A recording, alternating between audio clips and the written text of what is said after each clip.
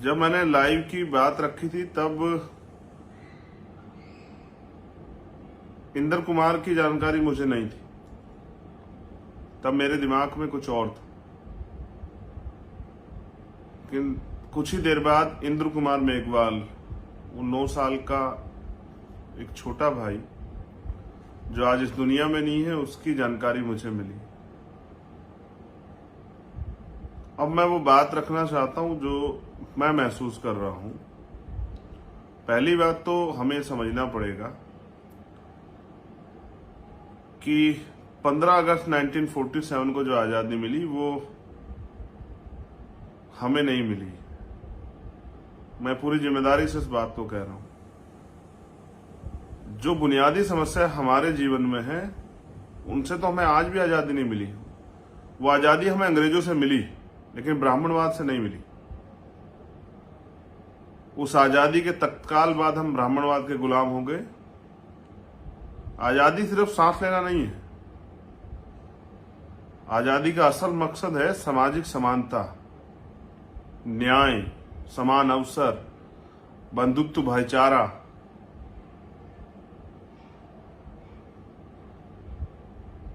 लोगों को के स्वाभिमान सम्मान की रक्षा,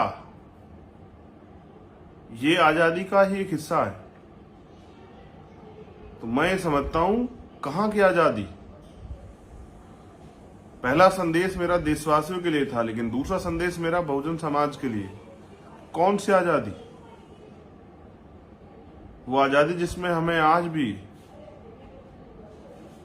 लगभग 100 साल पहले बाबा साहब उस मटके को नहीं छू पाए।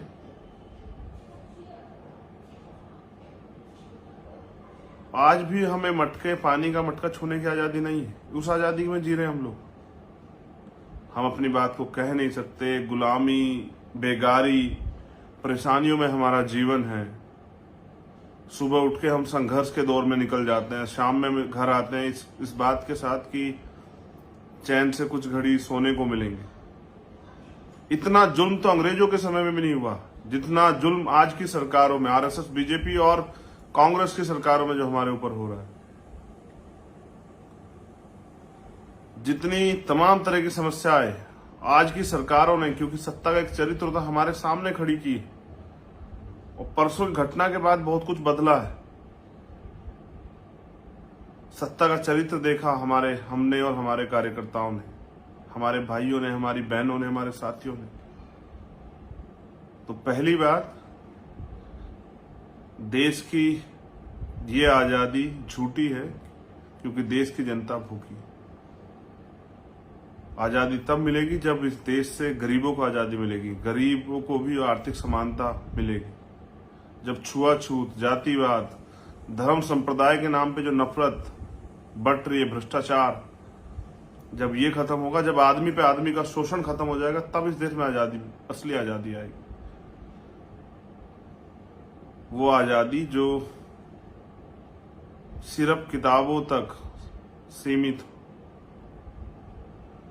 साथियों, मैं जब पढ़ता हूं तो मैं ये महसूस करता हूं कि ब्राह्मणवाद की गुलामियों में जकड़े हुए हैं हम लोग। और इसका उदाहरण है कि हम पैदा होते नीच हो जाते हैं भारत की जाति व्यवस्था में। एक बच्चा जो उसी प्रक्रिया से जन्म लेता है जिस प्रक्रिया से सभी बच्चे जन्म लेते हैं, लेकिन जब वो पैदा होता है तो उसके माथे पे जाति का टैग होता है कि वो नीच जाति का है। उससे कर्म, वो फूल सा नाजुक बच्चा, उसको ये भी नहीं पता है कि उसका भविष्य क्या, उसका जीवन क्या है, वो कहाँ जन्मा है। वो उसको पहला ज्ञान उसके परिवार से मिलता है। उसको ये भी नहीं पता होता क्या खाना है, क्या पीना है। उसको अच्छे बुरे का भी नहीं पता, गर्म ठंडे का भी पता नहीं होता, लेकिन उसको हाँ ये पता होता है भारत में कि वो किस जाति समुदाय में जन्मा है। तो ये ब्राह्मणवाद ने जो जाति व्यवस्था बना के और ये जो गुलामी, ये जो भाईचारा तोड़ने का षड्यंत्र, देश को विखंडित करने का षड्यंत्र जो ये किया गया है,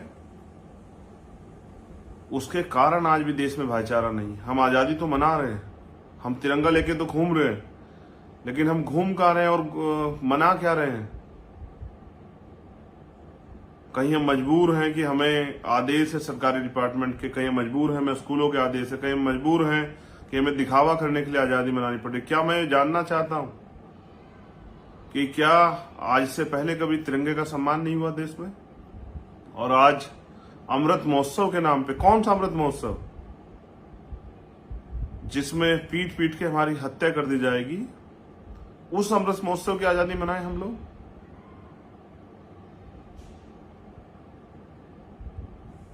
क्या अब से पहले तिरंगे का लोग सम्मान नहीं करते थे? क्या तिरंगे के लिए जान नहीं देते थे? ये संघ के लोग बताएंगे या आरएसएस बीजेपी के लोग बताएंगे कि भाई तिरंगे का सम्मान करना हो, जिन्होंने कभी तिरंगे को एक्सेप्ट नहीं किया, जिन्होंने कभी तिरंगे का सम्मान नहीं किया, जिन्होंने अपने मुख्यालय पर तिरंगा लगने के बाद लगाने वालों को पीटा, उनके खिलाफ मुकदमा करा दिया। ये लोग जो जाति धर्म में बांट के धर्म संप्रदाय की राजनीति करके, हिंदू मुसलमान की राजनीति करके इस देश में नफरत के जो है बीज तैयार कर रहे हैं, नफरत की दीवारें खड़ी कर रहे हैं, आज ये लोग जो हैं देश के तिरंगे के सम्मान की बात कर रहे हैं। इस तिरंगे का सम्मान उन परिवारों से पूछो जिन्होंने अपने परिजनों को खोया है देश की आजादी में भी, और उसके बाद आज भी बॉर्डर पे जो है गंदी राजनीति के जो लोग शिकार होते हैं, जो देश के जवान, उन परिवारों से पूछो कि इस तिरंगे की क्या अहमियत है। आज इस तिरंगे को बाजारू कर दिया गया। कोई तिरंगे को उल्टा पकड़ के खड़ा है, कोई तिरंगे को दिखावा करने के लिए, कोई तिरंगे को अन्य झंडों से नीचे लगा रहा है, कोई कूड़े की ठेली में तिरंगा लेके जा रहा है, कहीं जबरन जिनके पास खाने को रोटी नहीं, जिस देश में प्रति व्यक्ति आय गिर रही हो, वहां 20 रुपए का झंडा लेना आपकी मजबूरी, अगर राशन भी लेना हो। मैं तो गांव देहात से आता हूं, मैंने देखा कि 20 रुपए का झंडा लेना पड़ेगा तब जाके आपको राशन मिलेगा। पुलिस ने कहा कि अपनी ठेली पे, अपनी रिक्शा पे, अपने ऑटो पे, अपनी गाड़ी पे लगाओ झंडा अगर यहां चलानी है तो। ये डरा धमका के आजादी का उत्सव मनाया जा रहा, अमृत महोत्सव मनाया जा रहा सरकारों द्वारा। खैर, इस झूठी आजादी को तो हम लोग, क्योंकि हम देश से प्यार करते हैं, तो इस अन्याय के साथ भी सह रहे हैं। लेकिन जो घटना राजस्थान में घटी, अब उस पर बात करनी बहुत जरूरी।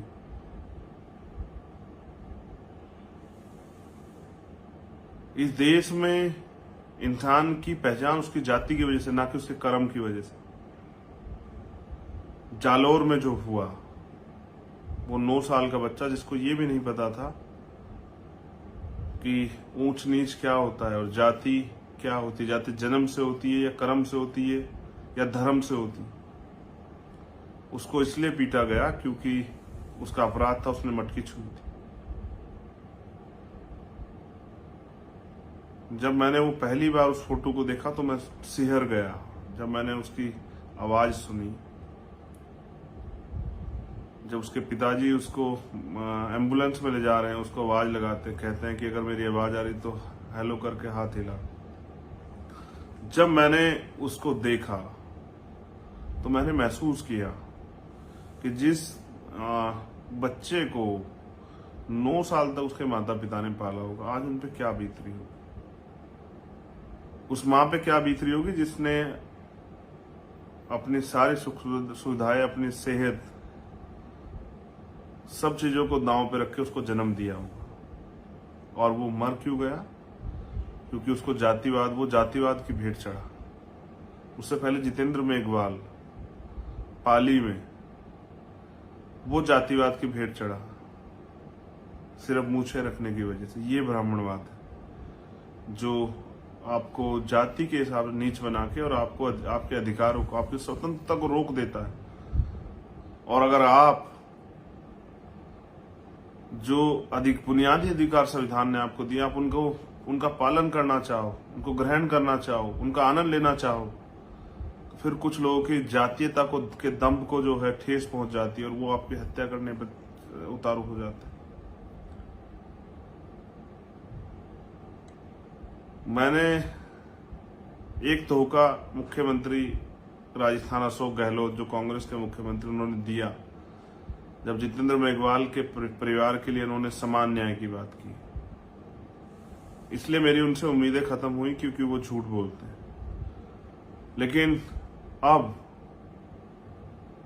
जब इंद्र कुमार की हत्या हुई, उसकी जान गई, 23 दिन तक मुकदमा नहीं लिखा गया, उल्टा दबाव बनाया गया उस परिवार पे। कल जब उनके परिवार के लोग चाहते थे कि उनको समान न्याय मिले जैसा कन्हैया के परिवार को मिला, ऐसा समान न्याय उनके साथ हो, और समाज के लोग भी चाहते थे, तो पुलिस ने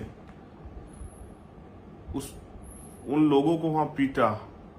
सबसे पहले बात करूंगा उसके पिताजी की। उसके पिता को पीटा, उसकी बुआ को पीटा, उसके पिता के भाइयों को पीटा, उसकी मां को पीटा। ये कांग्रेस की, राजस्थान की सरकार का न्याय है। मैंने लिखा अपने ट्विटर हैंडल से कि न्याय मांगने पे चमड़ी दलितों की कैसे उधेड़ी जाती थी, ये आप अशोक गहलोत से सीखिए। और उसके पिता, उसके परिजनों को कैसे पीटा जाता है, कैसे न्याय की मांग करने। आपने देखा जाति व्यवस्था का कितना बड़ा असर है कि मुख्यमंत्री हिम्मत नहीं जुटा पाए पुरोहितों के खिलाफ कि वो जितेंद्र के परिवार की मदद करते हैं। झूठ बोलते रहे, लेकिन यहां इतना बड़ा असर है कि कभी आपने सुना कि पीड़ितों को पीटा गया हो? ऐसा हमने हाथरस में सुना था। वहां बीजेपी की सरकार थी। और आपको सत्ता का चरित्र देखना है तो यहां देखिए राजस्थान में कांग्रेस की सरकार ने क्या किया है। सत्ता का चरित्र एक है।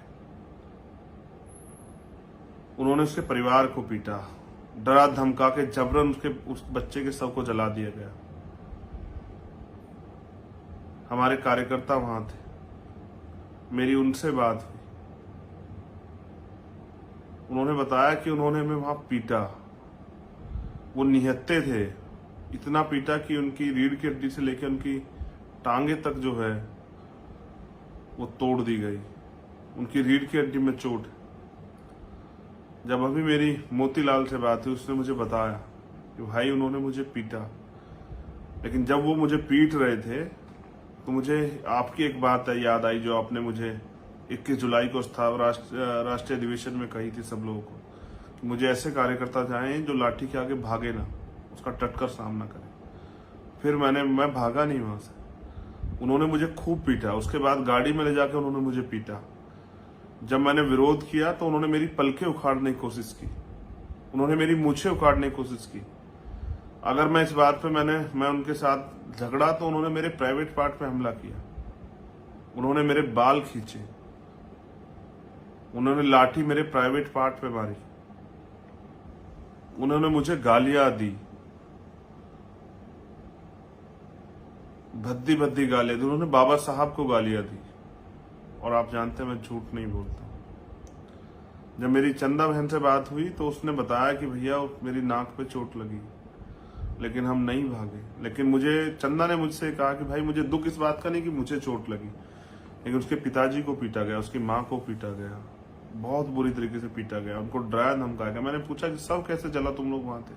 तो कहा कि पुलिस ने हमें उठा लिया और पुलिस ने सब जबरन जलवाया। हमने हाथरस में देखा तो हमने ये भी देखा, कांग्रेस के सीनियर नेता वो लड़ रहे थे यहाँ उत्तर प्रदेश में कि नहीं ये अन्याय हुआ है, लेकिन जब वहां आपकी सरकार अन्याय करती है, जब वही जाति आपकी सरकार करती है, तब आपका दलित प्रेम कहां चला जाता है?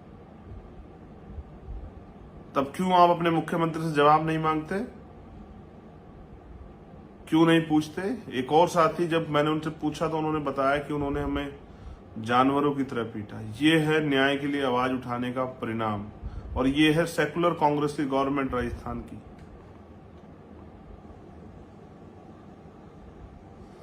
मुझे पता लगा वहां के कुछ जनप्रतिनिधि ने हिम्मत जुटाई कि इस अन्याय के खिलाफ उन्होंने अपने पद से इस्तीफा देने की मांग की।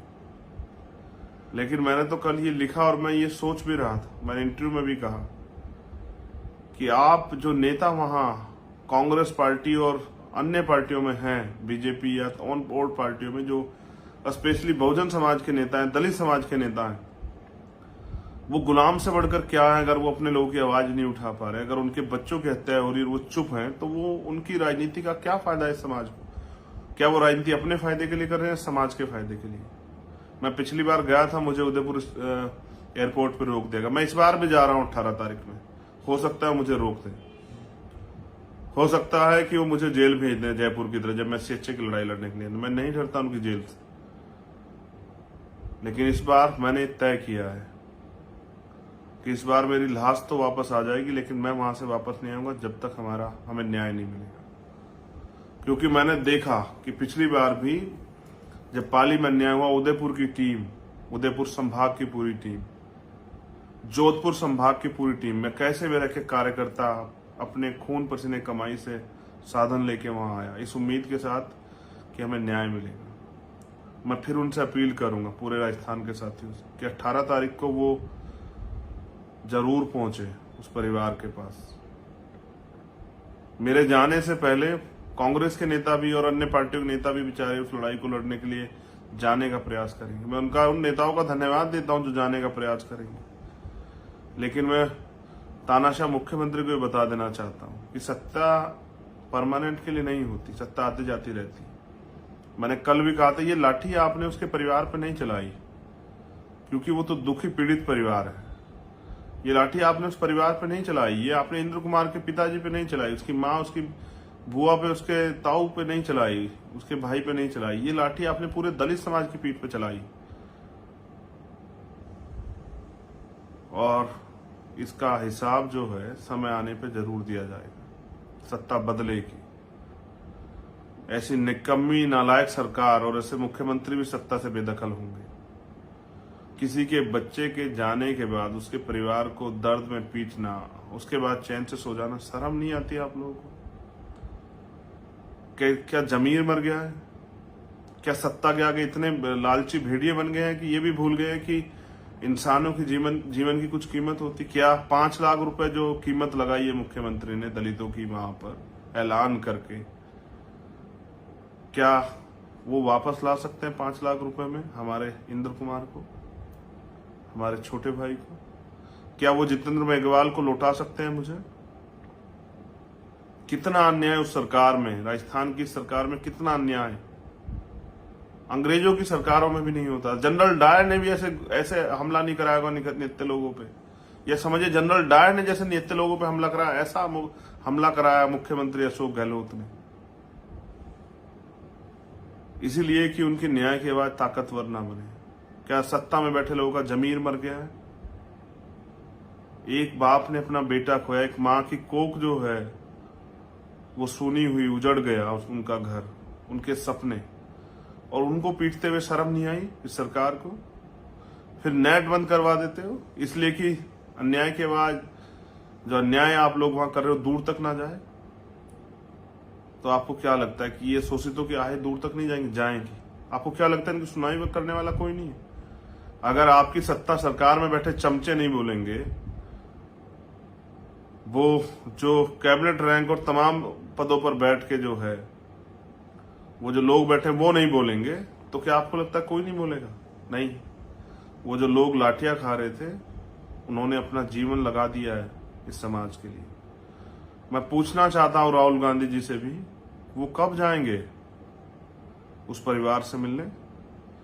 मैं पूछना चाहता हूं देश के प्रधानमंत्री जी से भी कि कौन सा आजादी का महोत्सव जहां आज भी ये इतनी गैर बराबरी है कि मूछे रखने पे, घोड़ी बैठने पे, मटकी छूने पे, मंदिर जाने पे हमारी हत्या हो जाती है, हमारे बदन से हमारी खाल को उधेड़ दिया जाता है, हमारी चमड़ी खींच ली जाती है। हम कौन से आजादी का महोत्सव मनाएं?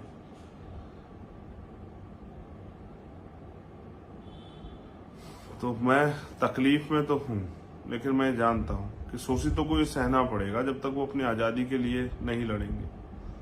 बाबा साहब ने भी कहा, अन्याय करने वाले से ज्यादा अन्याय सहने वाला ज्यादा दोषी होता है। उन्होंने ये भी कहा कि अगर आप अन्याय खिलाफ लड़ते हुए आपकी मौत हो जाती है तो आपकी आने वाली पीढ़ी इसका बदला जरूर लेंगी, लेकिन अगर आप अन्याय सहते हुए मर जाते हैं तो आपकी आने वाली पीढ़ी गुलाम बन जाएगी। उन्होंने कहा बलि बकरों की दी जाती, शेरों की नहीं। उन्होंने हमें सिखाया, शिक्षा शेरनी का वो दूध है जो पिएगा वो दहाड़ेगा। हम शिक्षित लोग हैं, अगर हम अपने समाज के खिलाफ हो रहे अन्याय खिलाफ, जो समाज के साथ अन्याय और उसके खिलाफ नहीं बोलेंगे तो कौन बोलेगा। उन्होंने कहा कि सम्मान का 1 घंटे का जीवन और गुलामी का हजारों साल का जीवन। उस सम्मान का 1 घंटे का जीवन, 1 दिन का जीवन उस हजारों साल के जीवन से बेहतर है। हम यहाँ गुलामी सहने के लिए पैदा नहीं हुए। क्यों हमारी चीखें सरकार को सुनाई नहीं देती? क्यों हमारा अन्याय जो वहां अशोक मेघवाल के परिवार के साथ, तो क्यों नहीं दे पाई सरकार ये न्याय? रोज वहां दलितों के साथ अन्याय होता है। कभी वहां सामूहिक रेप होता है चूरू में, कभी थाना गाजी में सामूहिक रेप होता है, कभी कुछ होता है, कभी कुछ होता है। अब तो आंसू भी सूख गए हमारे लोगों के, अब तो उनकी आवाजें भी कुंद गई है। अब तो वो इशारे से भी नहीं बता पाते। इतना अन्याय, और फिर अन्याय के खिलाफ आवाज उठाने पे लाठियों से पीटते। गोली क्यों नहीं चलवा दिया अशोक गहलोत आपने? कुछ लोग मर जाते, आपके कलेजों को ठंडक तो पड़ती, आपके उन सामंतियों के कलेजों को ठंडक तो पड़ती जिन लोगों ने इंद्र कुमार के साथ ये अन्याय किया। उनकी सोच को, टीचर तो समाज का दर्पण होता है, अध्यापक। हम आज भी गुरुओं का सम्मान करते हैं। मैं आज भी अपने गुरुओं के सम्मान में अपनी गाड़ी से उतर जाता हूं, उनके चरण स्पर्श करता हूं, क्योंकि मैं मानता हूं कि मेरे आज यहाँ पहुंचने में उनका योगदान है। उस शिक्षक के बारे में भी ये समाज ऐसे ही सोचता होगा। मेरे पिताजी खुद एक शिक्षक थे। उनके संस्कार, उनके विचार आज मेरे अंदर हैं। तो मैं सब कुछ छोड़ के शोषितों की लड़ाई लड़ने के लिए मैं यहाँ इस मैदान में हूँ।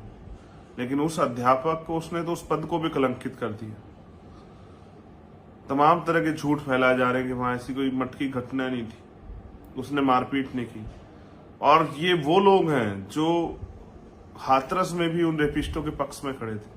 यहाँ जाति का इतना बड़ा महत्व है, उसके अपराध कम हो जाते हैं, उसकी जाति के लोग उसके समर्थन में खड़े जाते हैं। और हम वो लोग हैं कि जब हमारे व्यक्ति से कोई गलती होती तो हम उसको खुद गिरफ्तार करवाते हैं, कहते हैं कि नहीं इसने गलत किया है। ये फर्क है हम और आप में।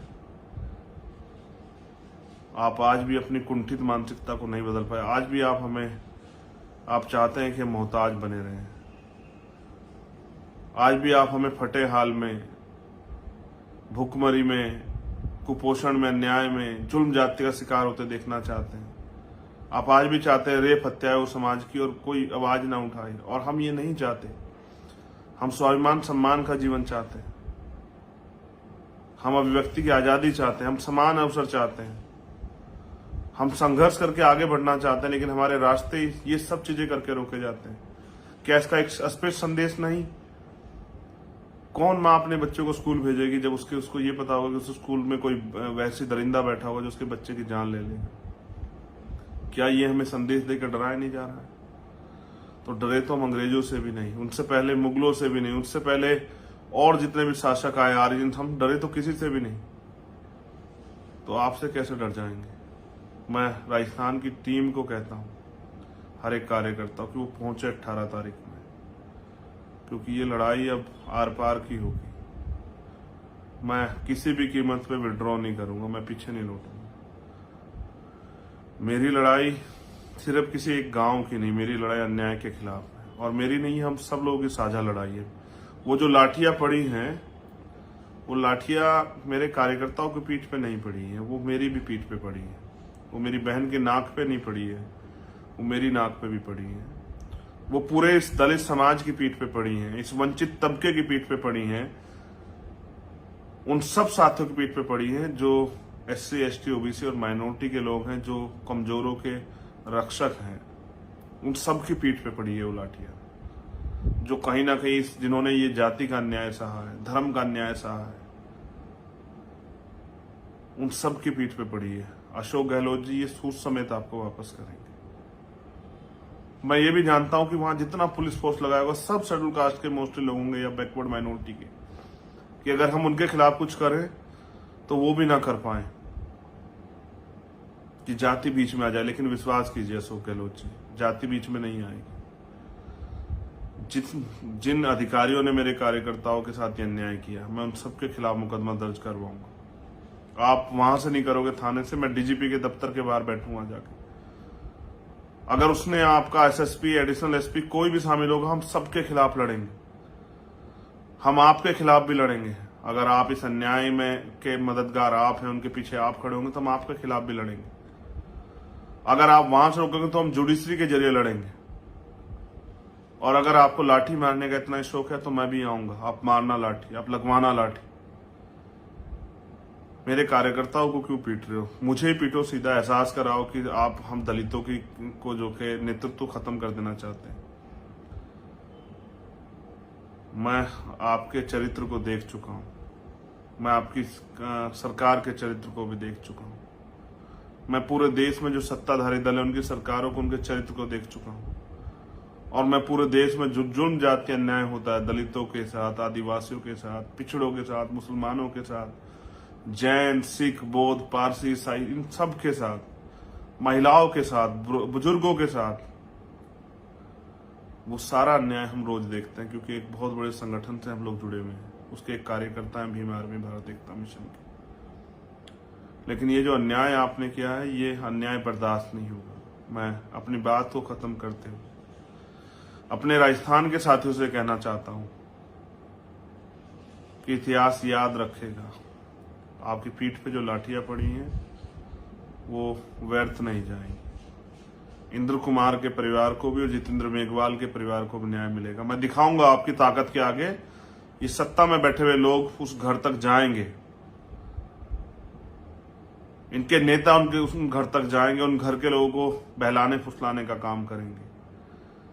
मेरे जाने खबर से इतने बौखला जाएंगे कि ये वहां जा चक्कर काटते नजर आएंगे। लेकिन याद रखना, इन्हीं की सरकारों में आपके ऊपर ये लाठियां पड़ी, इन्हीं की सरकारों में ये रीट से लेकर तमाम भर्तियों में घोटाले हुए हैं, सीएचए के साथ अन्याय हुआ है। इन्हीं की इसी सरकार में जो है जितेंद्र मेघवाल के साथ हत्या हुई और झूठ बोला गया कि ये दे रहे हैं, ये कर मांग पूरी करेंगे। वहीं दूसरी तरफ आप देखो किस तरह से जो है अन्य लोगों को मुआवजा और उनकी जो है उनको सुविधाएं दी गई। मुझे उनसे कोई परहेज नहीं, लेकिन अन्याय जब किसी एक के साथ होता है तो, या जब किसी दूसरे के साथ भी होता है तो न्याय का पैमाना एक होना चाहिए। आप 5 लाख रुपए में हमारे भाई की, हमारे बेटे की जान को खरीदना चाहते हैं।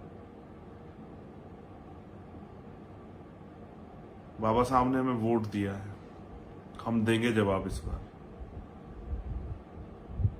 मैं आप सबसे अपील करूंगा कि आइए। उदयपुर, जोधपुर, पाली, जालोर, तमाम जो साथी हैं, पूरे राजस्थान के साथियों से मेरी अपील है कि पहुंची और इस बार इतनी ताकत से लड़ेंगे कि सत्ताधारी दल को भी हमारी लड़ाई पर नाज होगा। उनको भी ये समझ आएगा कि हम राजनीति कम, सामाजिक ज्यादा है। और सत्ता में जो लोग बैठे हैं वंचित वर्ग के, उनको भी समझ आएगा कि उनके लिए सत्ता महत्वपूर्ण है और हम लोगों के लिए न्याय महत्वपूर्ण है। हमारे लोगों के लिए हमारे लोगों की जान महत्वपूर्ण है, उनके अधिकार महत्वपूर्ण है, उनकी रक्षा सुरक्षा महत्वपूर्ण।